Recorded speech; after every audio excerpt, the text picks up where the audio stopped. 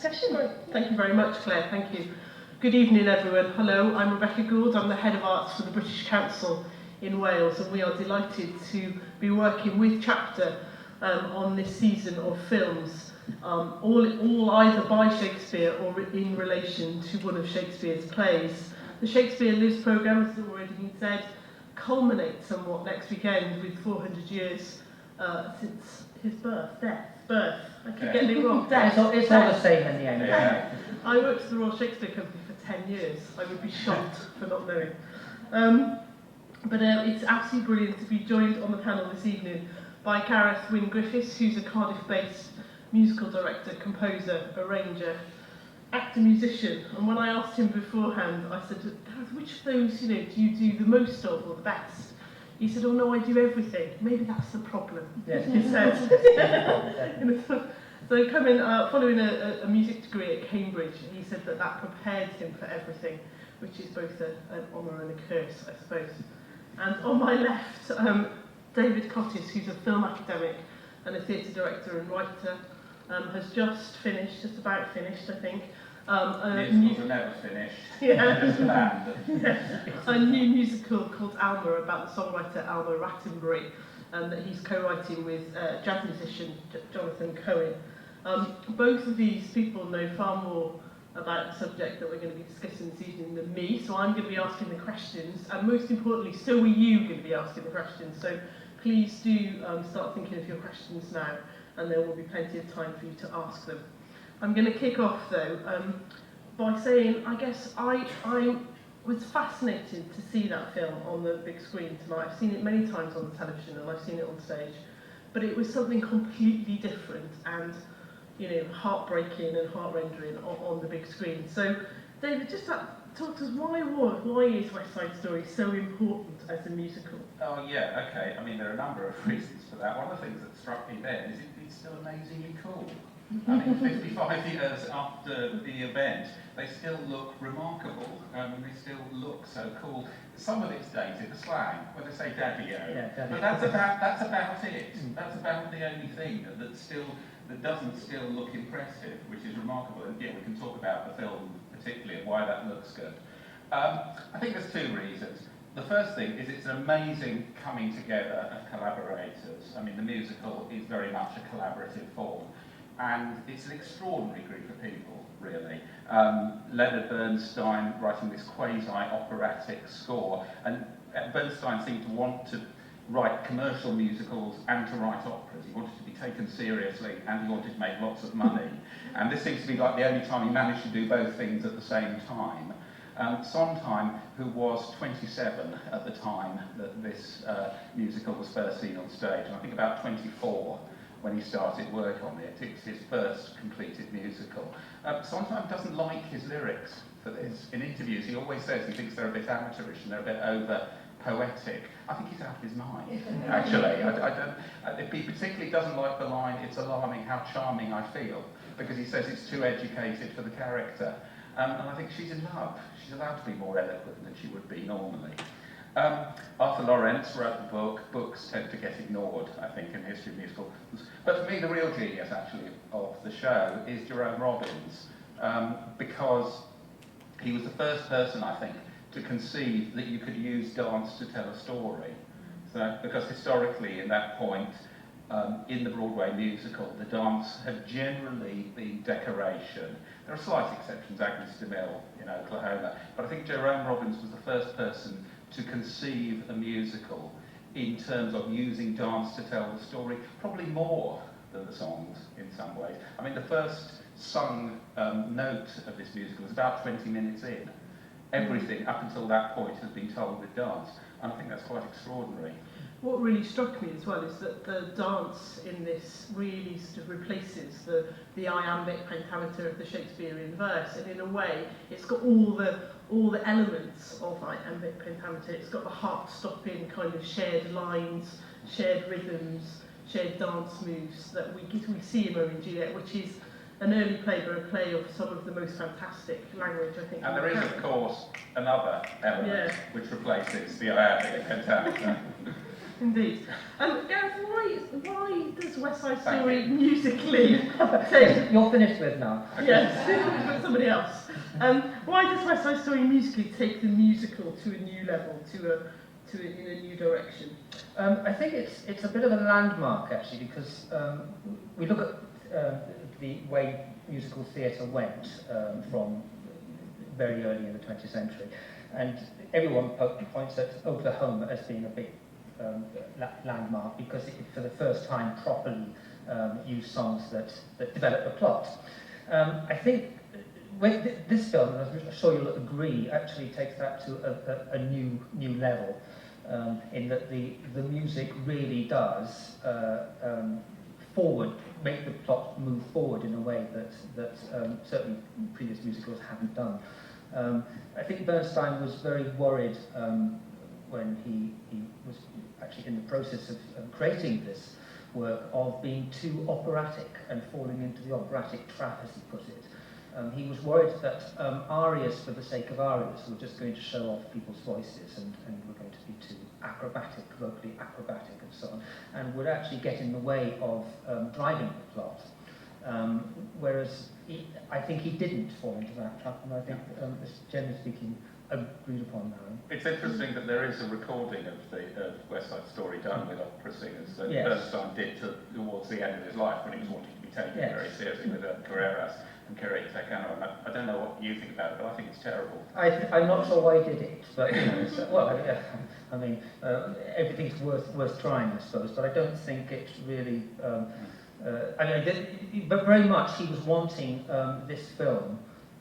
Well, particularly the film, but also when they conceived the musical to begin with, he wanted all the voices to be young. He wanted the characters to be young, and mostly there are very few what we call adults in the film. I mean, yes, they're all adults, actors, being the people, but the main body of people in this show are ostensibly young, what we call juvenile. And so, yes, you would take the soundtrack of the film, and if you didn't know this, they would all sound very grown up. But the idea is that they would be very young people. Musically, also, it was a landmark because of the way it was scored, the size of the orchestra. Yes, Bernstein was obviously musicals had been written for full ensembles before.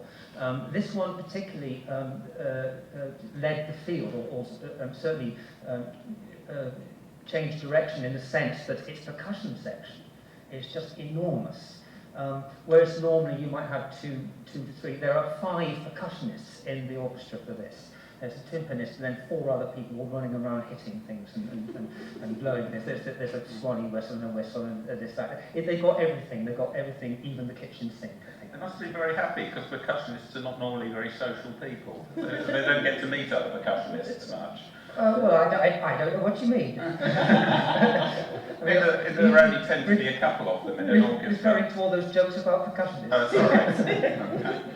So how do you feel, in a way, so this is right at the beginning of Sondheim's career, and he goes on to write, and is going on, and is still writing all of those brilliant musicals. Can you see that this is obviously the work of a genius, but how can you see what's here on this, in this musical in the others, do you think? Or From the point of Sondheim? Yeah. It's difficult. Well, I mean, obviously, he wrote music. He was promised that he would be able to write lyrics. He wrote the lyrics and was promised that he would be able to write some of the music. I think there was a trade-off in that. I think Bernstein wrote a few of the lyrics, A couple. and then he agreed that they would that he would not claim any of those if Sondheim would not claim any of the music. And I think that's what they ended up with that. But in terms of what you might see as far as Sondheim goes, well, I think he just picked up the whole Bernstein and Robbins energy of the whole thing, and I think the words really do that. But he's very much the wordsmith in this. It did launch his career. Yeah. I think it's also interesting in that it's a show that could only have existed in a very specific period of history. Yes. In that Robbins had been talking about doing a modernised Romeo and Juliet since the late 40s. And originally it was going to be a Jewish and Irish, two Jewish and Irish gangs. But he abandoned, and he contacted Bernstein and Lawrence about that. And then he abandoned it, didn't think it was going to work. East Side Story. Indeed, yes, it was set on the Lower East Side, which East Side Story isn't such a good title for some reason. I don't know why not. And he only came back to it in the mid-50s after the rise of what we now think of as teenage culture. Rebel Without a Cause had been made, Blackwood Jungle had been made, Elvis Presley recorded That's All Right Mama in 54, Bill Haley recorded Rock Around the Clock in 55. So it was very much something that came out of what we think of as the rock era, but it makes no reference at all to rock in its music. Well, if it had been made a few years later, it would have had to. Well, rock and roll was actually part of the popular music scene. It was emerging at this time, particularly mid-50s. I think it had not come into the musicals by this time at all. So the musical language was jazz and it was Latin. And these two main things crashed into this show. Also, people thought, even though it was critically acclaimed, that the music was rather brash in its time, because of some of the harmonic things that Bernstein did.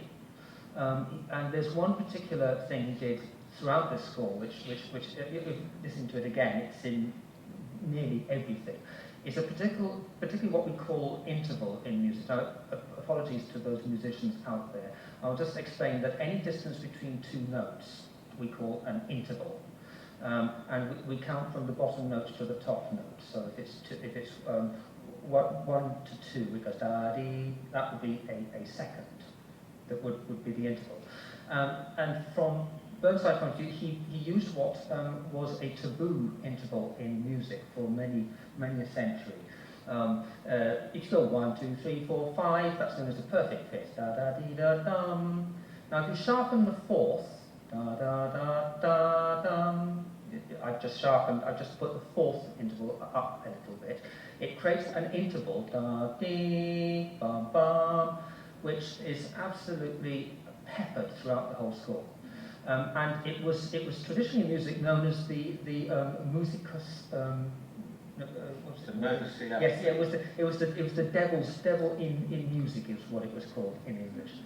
If you think of anyone who knows their classical music, the Danse Macabre by Saint-Saëns, he has the violin, which normally has perfect fifths tuned up. He has the top string tuned down a semitone to make a ba ba ba bum ba ba ba dum ba da ba da ba da bum, which is the devil's interval. So it's in the psyche of people anyway.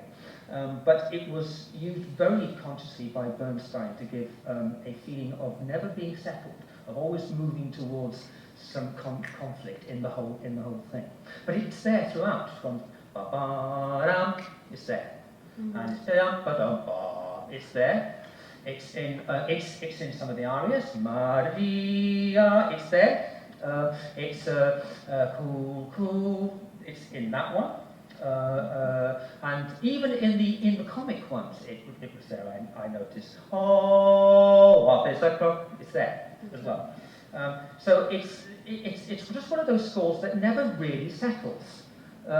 Even when they're singing, "There's a place for us," is that really the end? Is that really where it actually settles? Somewhere, maybe, I don't know. And the whole film ends like this.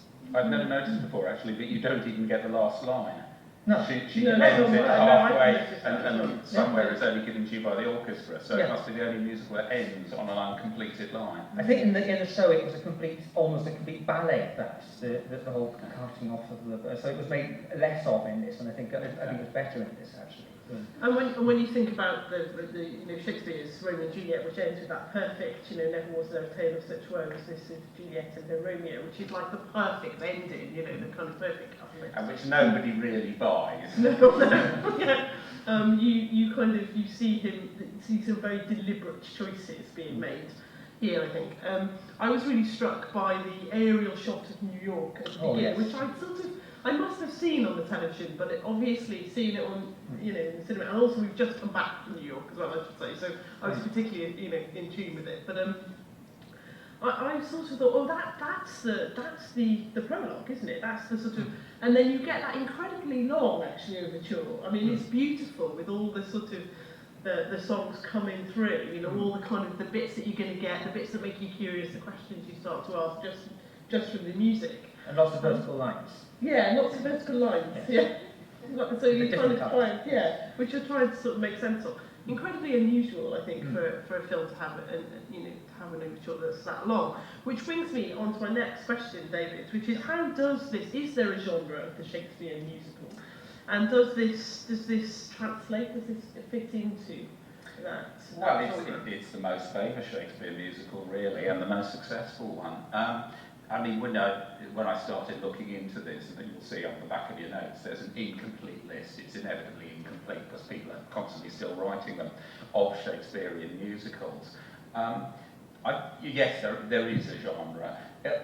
Not a great many of them are massively successful, but then most musicals are unsuccessful. So that's, I suppose, is not to be wondered at. It's very, very difficult to write a successful musical. I mean, I suppose this and the other most famous one is Kiss Me Kate, which obviously is based on Taming of the Shrew, and incorporates some of the theatricality of Taming of the Shrew. It's a backstage musical, of course. Exactly, yes, and that sort of corresponds to the induction in the original play, so it's got that sort of multi-level thing going on. The Boys from Syracuse is not quite so well known. That's an adaptation of Comedy of Errors with songs by Rodgers and Hart. This Can't Be Love is probably the most famous one. Other than that, well, there's The Lion King, of course, which is Hamlet, and actually is more Hamlet on stage than it is in the film, I think, which is quite interesting. And the other one is a really successful one, I would say, is Return to the Forbidden Planet by Bob Carlton, which interestingly is the only British one. And it's a jukebox musical, and it's based both on The Tempest and on the film Forbidden Planet, which is itself based on The Tempest. So it's incredibly meta in that way. I think the thing is, one of the things we forget about Shakespeare, this is going to sound terribly counterintuitive, when we talk about Shakespeare, we talk about the characters and the themes and the language and things like that. And these things are all true and all terribly important, but we actually forget that he's a really good playwright. And what I mean by that is he's incredibly good at structuring the information that the audience gets and the emotions that the audience has at any given moment, which is what we mean by structure, really. And musicals are all about structure. So if you take a Shakespeare play as the architecture of a musical, it's actually quite a good place to start, because they are, not Cymbeline, but for the most part, they are really well structured. So there is a sort of logic in starting with a Shakespeare play. And what might the pitfalls be though, Gareth? Can you think of any sort of, or not pitfalls, maybe pitfalls not the right word, the challenges would be a more positive way. Challenges for turning a Shakespeare play into a musical. Oh, right, yes. I think it's a challenge, actually, if you have a complete play with its structure, with everything right, to then think of adding music to that. It's a challenge, because if you add music to something that works really well as it is already, you might end up with something that's completely overblown. But actually, I feel that the best thing in trying to make any adaptation of anything classical or anything that's perfect in its own right is to look at the main structure that you were talking about, to find out what the bare bones of that is.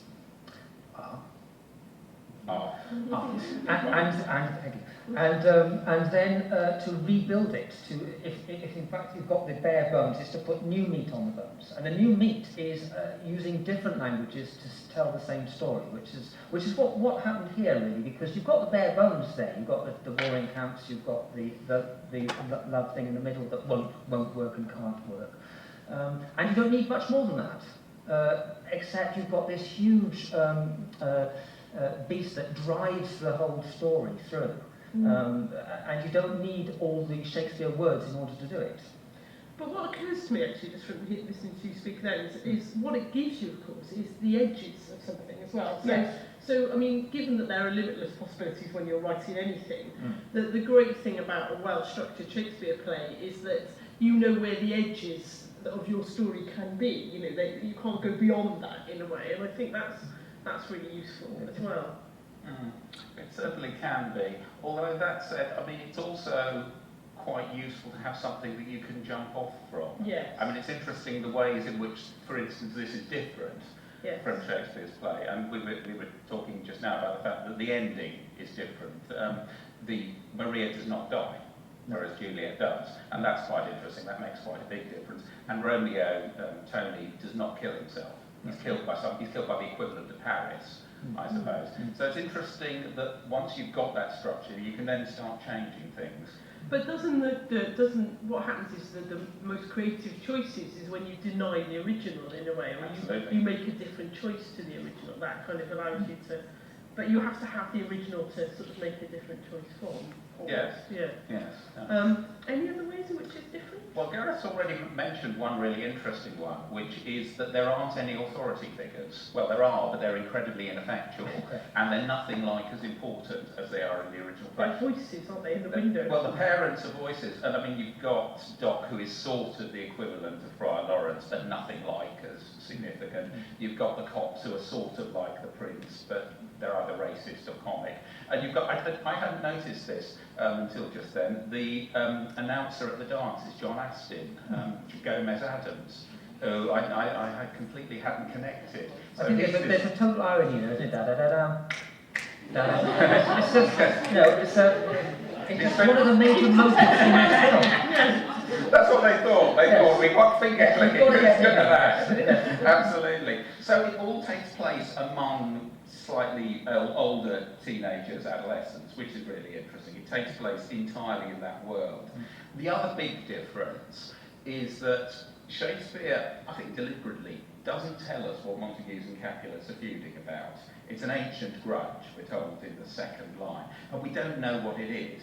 Whereas in West Side Story, there is a very obvious racial turf war going on, and you're reminded of it visually by the fact that the Puerto Ricans are slightly artificially darkened, I noticed. Oh yes, very much so, yes. Yes, okay. And in fact, one or two of the jets were deliberately made blonde. Okay, so a little bit more area. Yes. And that's interesting because, I mean, if you do Romeo and Juliet, if you direct it, one of the conversations you have in rehearsal is, well, okay, what are they feuding about? What's it about? And you kind of have to make a decision because otherwise the actors don't have anything to play.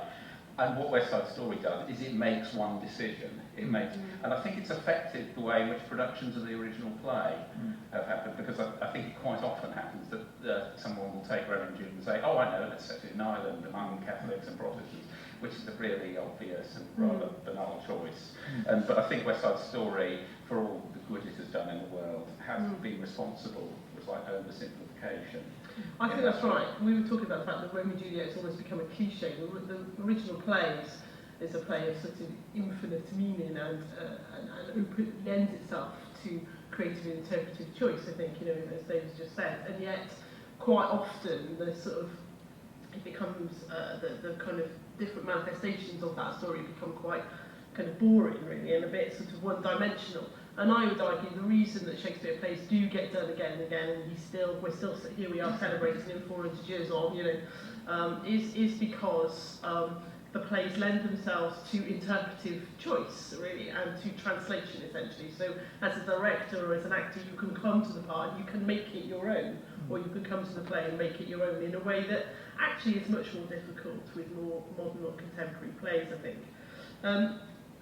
Final question from me before we throw it open to the floor. How does the film differ from the original musical? Is there anything we should know that there are any big differences? There are, yes. I mean, as films and musicals go, it's probably been tampered with less than anything else. I mean, a previous film, On the Town, which Bernstein wrote the music for, by the time they'd finished with it, only had 4 of his original songs in it. But I think the film works really well, actually, on the Town. But this film was left very much to the devices of the composer and the choreographer. There were, however, differences, changes they made, and Robert Wise, I think, was one of the main instigators here, one of the directors, he wanted the drama to crank up throughout the film. In the original show, of course, you'd have an interval, and the interval tended to happen after the rumble, and so two people are dead, everyone goes out into the foyer, has a good old chat, comes back in. And what happened in the original thing was then you'd have the sort of the lighter comedy songs after that, just to cheer everyone up a bit as they come back in. So you'd have I Feel Pretty, straight after people come back in, even though two characters are dead, you'd still have that. And then you'd have the Officer Crutchley number then. So you'd already had Cool before the rumble. So what they did for the film was they moved I Feel Pretty to before the rumble, and they swapped Cool with Officer Crutchley. So you had the comedy and the light numbers happening before what was originally the interval, the actual rumble. And so going from the rumble into Cool It, the drama and the whole tension is cranking up and building up throughout that second half of the show. And so there's no distraction of comedy at all. And so that's one major thing they did to make the film work better than the show. Because you get away with things on stage shows that you can't. Yeah. I was going to say, it says something about the difference between the media, doesn't it? In the theatre, it's a lot easier to change the mood. Yes. Like that, so you can have a bit of comic relief before somebody dies, like the gravedigger in Hamlet, for instance. Whereas cinema has a sort of momentum to it. Very much so, because you've got this underscoring also that goes on, and you've got the lights and the colours, and this is the second time I've seen this film on widescreen. The first time was when I bought the DVD, and until you've seen it on widescreen, I don't think you've seen this film really. It's because they always had just what was going on in the middle, but when you've got the whole thing and the way it was structured, and the simple colour scheme of it was just amazing. I thought very simple, but made how these worlds were so different just by using certain colours with certain groups of people, and the ones that then fall in love, their colour scheme suddenly starts to meld. I would say as well, Gareth and I were talking about this before, is that actually there is always the Mercutio problem in Romeo and Juliet. I've directed the play twice, and the biggest challenge is to make the second half interesting. Because once Mercutio dies, and once you have that big fight, there's an awful lot of play left. And you're like, oh God, how are we going to keep the audience with us? So I actually think in some ways it's improved on the It has, but of course with that in point, of course, they've killed off the person that sang Cool It. Of course. He's dead. So they had to create a new character called Ice. And he's the one that sings that song in that part. Ice Cool, of course, you can see the joke there. Right, so we've been talking enough now, over to you. It would be great if you had some questions. I would ask, is because we are recording it, and the British Council has 134 offices around the world, and we've let them all know. I'm sure they're not all out there listening and watching, but you never know. So I would ask if you could just use the microphone so that we can hear you nice and loud if you've got any questions. And if you could put your hand up, then I can direct the microphone to you. So, over to you. Brilliant, down here. Thank you. Thank you. Thank you very much for the opportunity to see it again on the wide screen and for the discussion. I have to say, this West Side Story is a sacred text for me. I saw it at an impressionable age, the original stage show in London, and then when the film first came out. And seeing it again tonight, obviously it's fantastic on the widescreen, but seeing it again, it's kind of like Shakespeare in that every time you see it, you see something that you hadn't really seen before. I never quite liked the lovers. I thought Richard Bain and Natalie Wood weren't quite right, but actually today I was moved. But the other thing that struck me about it was the Hispanic immigrant story, which is very relevant to what's going on in the US at the moment with Trump. And that meant much more now, I think, than it did back in the 50s. It really is an extremely relevant kind of source of tension. So again, like with the Cool thing, I mean, it's still offering more and more insights into the way that United States society works. Yeah. So it's not a question, sorry, it's a comment. No, I was exactly the same. And also of the refugee crisis in Europe, you know, and the fear of people kind of coming in and, you know, all of those sort of cliche things of taking over and taking houses and all that kind of stuff. So yeah, I mean, I felt, oh God, this is a film for now. Absolutely, yes. And the music's fantastic as well. So I want all young teenagers to be forced to watch it. Yes, forced. Yes, we should force. Thank you very much. Any other questions? Ooh. We've silenced you all. That's not good. Oh, there we are. There's one in the middle. Thank you. I was quite struck because I grew up in South Africa, and when they were all in the cafe there and they were telling them to get out. So I grew up in a society where people couldn't mix. So white people were allowed in some places and black people weren't. So it really struck me, and I just wondered if Shakespeare's been done in that kind of setting. That's all where you've got kind of a little bit going to sort of what Trump and that, but have you kind of been able to adapt Shakespeare in that kind of modern sort of way? I think there has, and of course the biggest South African connection is that there was a copy of the complete works on Robben Island, which all of the political prisoners, including Mandela, underlines their favourite line from the play, and Mandela's was... Oh, it's from Julius Caesar. Cowards die many times before their death, the valiant only taste of death but once. So there is a very real connection with South Africa and with those prisoners on Robben Island. And actually, right up until the time he died, Mandela would talk about the discussions they had around the play. So I don't know if there's been a production. I mean, I know that the Baxter Centre with Janet Sisman, have done The Tempest because they feel very much that South Africans feel very much that The Tempest is their play, is what she said, in a talk that I saw at Stratford. So I think there are lots of connections, and people do use that a lot, I think, that as a backdrop. Thank you. As far as I understand as well, the original gangs, there were two major gangs in New York at the time, weren't there? I can't remember exactly what they called. Something like the monkeys and the sportsmen or something. And the monkeys and the sportsmen, it wouldn't work. When you're a monkey, you're a monkey. Yes, it wouldn't work. But I think the ethnic groups were Irish, Italian, I think, and the sportsmen were Afro-American. So it's probably close to that in a sense. And so it was very much a racial tension thing. Yeah.